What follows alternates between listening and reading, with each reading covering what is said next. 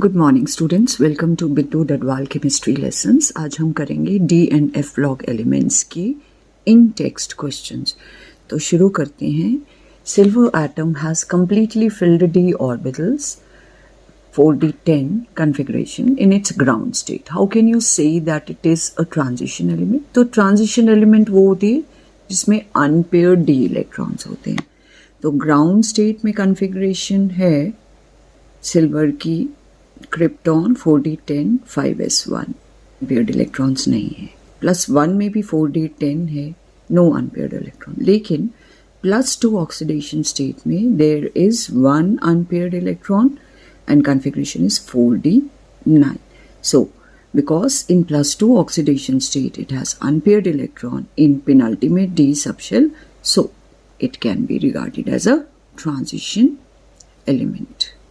In the series scandium Z is equal to 21 to zinc atomic number 30, the enthalpy of atomization of zinc is the lowest, that is 126 kilojoules per mole. Why?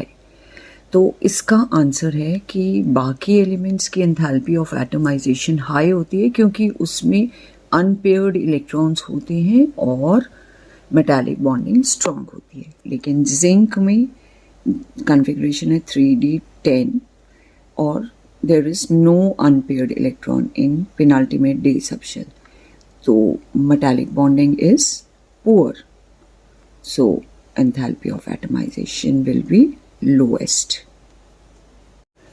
Which of the 3D series of transition metals exhibits the largest number of oxidation states and why?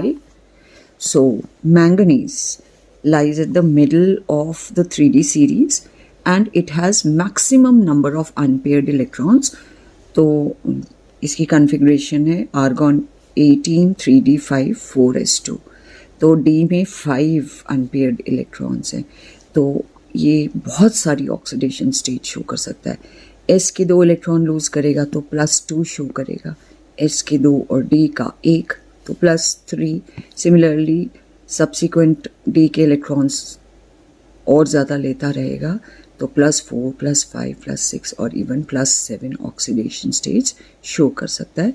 So manganese shows the maximum largest number of oxidation states. The standard reduction value of M2 plus into M value for copper is positive, plus 0.34 volt.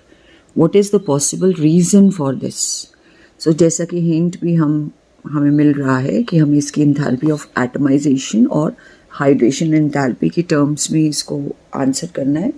तो reduction potential value positive क्यों है? क्योंकि इसकी आप configuration देखिए, atom की ground state में है 3d10 4s1, लेकिन +1 ऑक्सीडेशन स्टेट में एक इलेक्ट्रॉन लूज करने के बाद कन्फिग्रेशन 3d10 4s0 है। तो क्योंकि d सबशेल फुली फिल्ड है तो स्टेबल कन्फिग्रेशन है, तो सेकेंड इलेक्ट्रॉन निकालने के लिए जो वैल्यू है, आयोनाइजेशन एंथैल्पी वैल्यू है, वो बहुत हाई होगी। साथ ही साथ हाइड्रेशन एनर्जी भी इसकी काफ़ी लो है।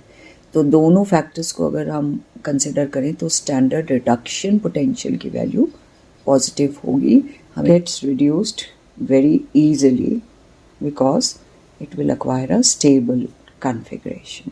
How would you account for the irregular variation of ionization enthalpies first and second in the first series of transition elements?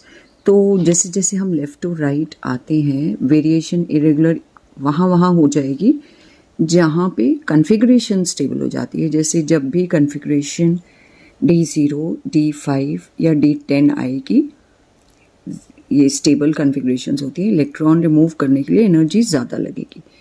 So irregular variation of first and second ionization enthalpies of transition elements is due to their stable electronic configuration.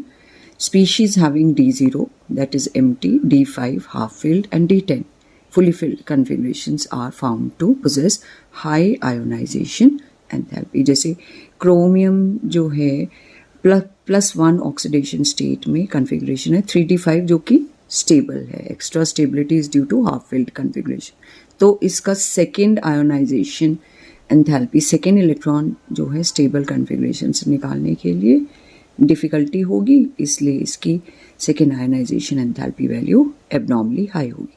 इसी तरह zinc भी जो है इसकी configuration ground state में 3d10 4s2 है, तो +2 state में जो है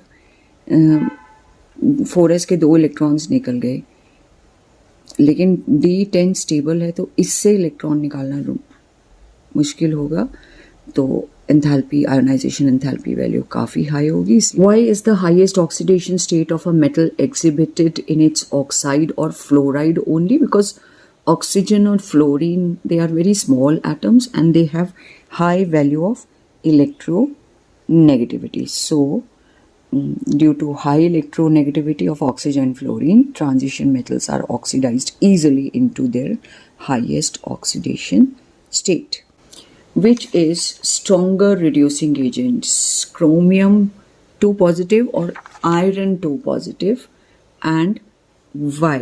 तो दोनों की वैल्यूज़ को अगर हम कंपेयर करें, क्रोमियम का रिडक्शन पोटेंशियल -0.41 वोल्ट है, आयरन का रिडक्शन पोटेंशियल +0.77 वोल्ट है। So this is a better reducing agent. तो इनके रिडक्शन पोटेंशियल वैल्यू से हमें पता लग रहा है Cr2+ स्ट्रोंगर रिड्यूसिंग एजेंट होगा देन Fe2+। अब वाटर जैसे मीडियम में जो ऑक्टाहेड्रल फील्ड में d ऑर्बिटल्स की स्प्लिटिंग हो जाती है into 2 sets T2g and Eg। अब क्रोमियम की कॉन्फ़िगरेशन इन 3+ ऑक्सीडेशन स्टेट 3d3 आती है, जो कि नीचे वाले T2g के सेट की एग्जैक्टली हाफ फिल्ड है, तो ये वाली कॉन्फ़िगरेशन स्टेबल है। स्टेबल कॉन्फ़िगरेशन होने की वजह से Cr2+ ईज़िली जो है इलेक्ट्रॉन लूज़ करेगा to form stable 3d3 configuration, और इस तरह से it will act as a better reducing agent. जबकि आयन 2+ ऑक्सीडेशन स्टेट में आयन की कॉन्फ़िगरेशन जो है दैट इज 3d6, जब फेरिक में ये चेंज करेगा तो ये 3d5 हो जाएगा। 3d5 कॉन्फ़िगरेशन इतनी स्टेबल नहीं है, so that is why to acquire stable configuration, chromium will act as a stronger reducing agent.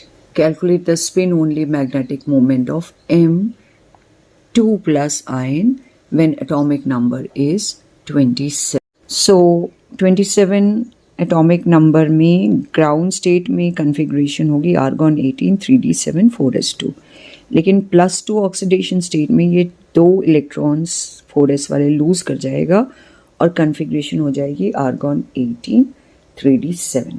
अब 3d7 कॉन्फ़िगरेशन मीन्स कि इस आयन में देर आर 1 2 3 अनपेयर्ड इलेक्ट्रॉन्स। तो स्पिन ओनली मैग्नेटिक मोमेंट के लिए फॉर्मूला है √s × s+2 और s की वैल्यू है 3, सो √3 × 3+2 is 3 × 5 15 √ it is 3.87 Bohr magneton. Explain why Cu+ ion is not stable in aqueous solution. Reduction potential value for copper +2 into copper is +0.34 volt, and for copper +1 into copper is 0.52 volts. तो जो value ज़्यादा है वो easily electron gain कर लेगा। तो standard reduction potential shows that copper 2+ will be more stable than copper plus because copper plus will be reduced easily. So copper plus ions undergo disproportionation in aqueous solution medium to form more stable copper 2+ ion. तो disproportionation में simultaneously ये oxidize और reduce हो जाता है into copper 2+ and copper solid respectively. The stability of copper 2+ rather than copper plus is due to much more negative hydration enthalpy of copper 2 plus than copper plus, which more than compensates for the second ionization enthalpy of copper. Hydration में जितनी energy release होगी वो इसकी high second ionization enthalpy को compensate कर देगी. Actinoid contraction is greater than from element to element than lanthanoid contraction. Why?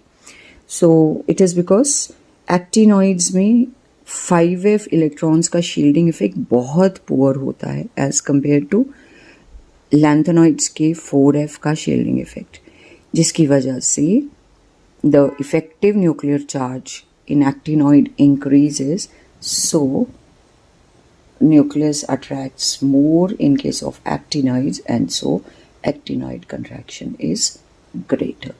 So that's all in today's video. If you like the video, please do share and subscribe. Thank you. Have a nice day.